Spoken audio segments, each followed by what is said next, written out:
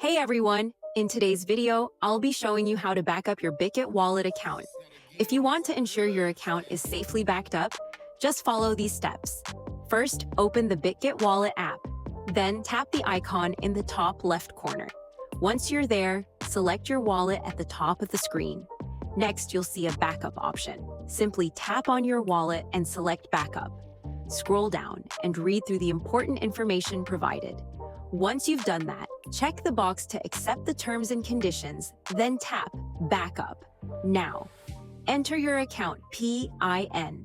After that, tap on the option to reveal your backup passwords. Copy them and save them somewhere safe.